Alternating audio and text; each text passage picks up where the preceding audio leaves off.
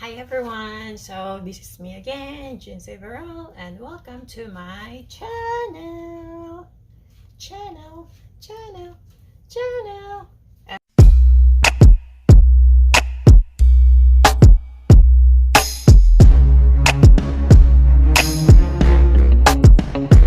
Okay, so for today's video is gagawa ako ng crab legs in chili garlic butter sauce.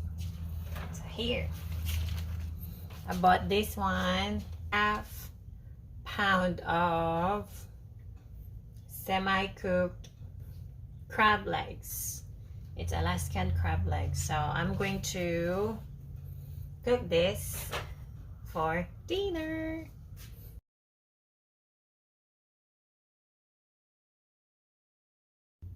Okay, first is turn on natin yung oven natin for medium high, and then papakuluan natin ang ating crab legs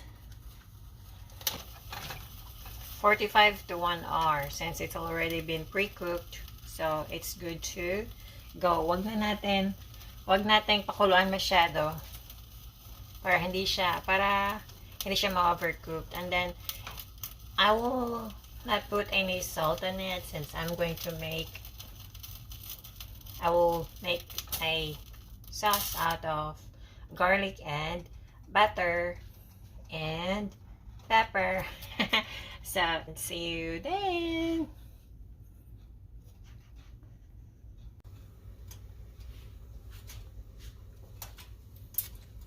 So after 45 minutes, guys, so here it's already boiled, and for me it's already cooked. Here. So I'll drain the water and set it aside, and then I'm going to make the sauce.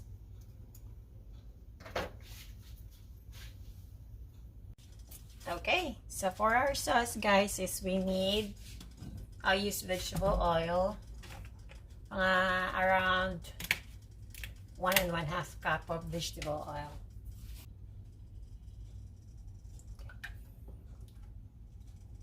So at the same time pala, guys, as I am cooking rice also.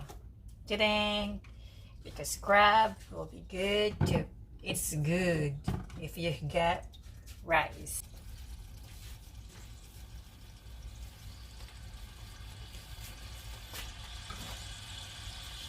And then let me add the minced garlic.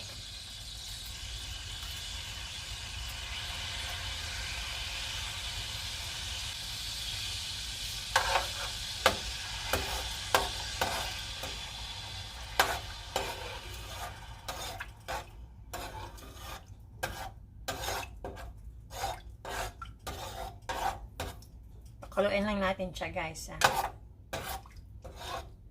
Pakuluin lang natin ng mga maybe 1 to 2 minutes. Okay. And then let's add the habanero spice blend with pepper flakes.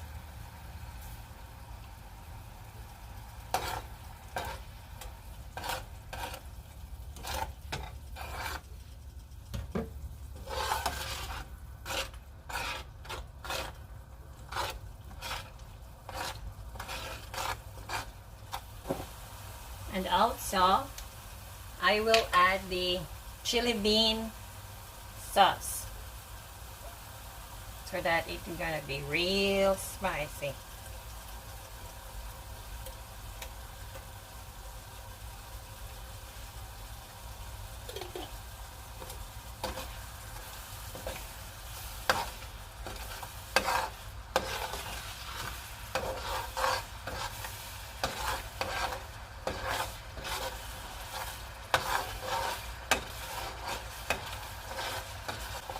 Let it simmer or boil for another minute, guys.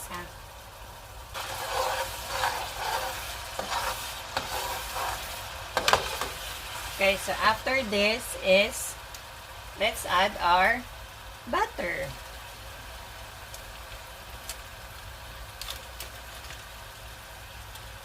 Let's dissolve the butter lang. And then after it is dissolved, let's add our salt to taste.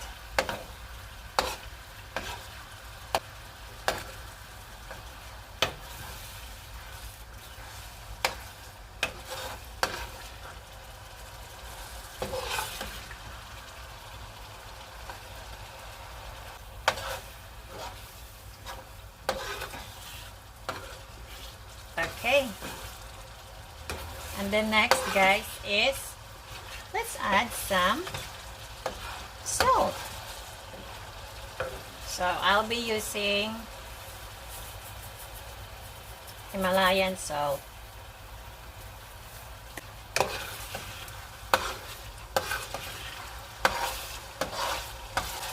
And then let's add our crab. Okay.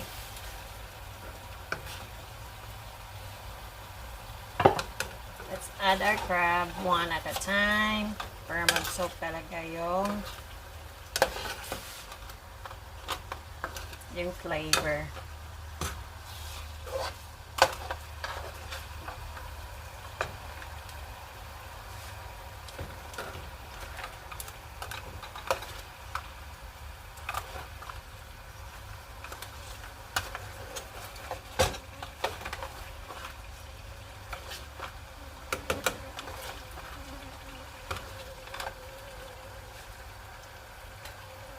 Then another one.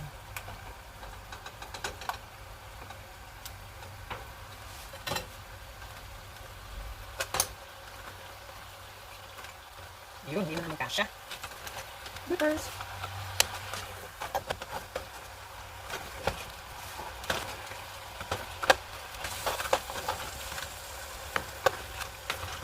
Okay.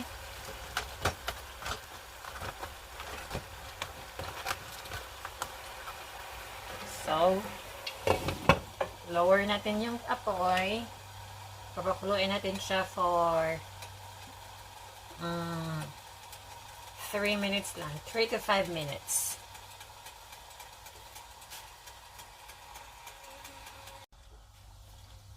Okay. So, yay! So, after 3 minutes, guys, ito, luto na ang ating chili garlic butter crab. Here. Ito na ang ating chili garlic crab. And let's do the plating. Here you go, guys. So these are our cooked chili garlic butter crab. There you go, guys. I shared to you my simple recipe and very affordable chili garlic butter crab.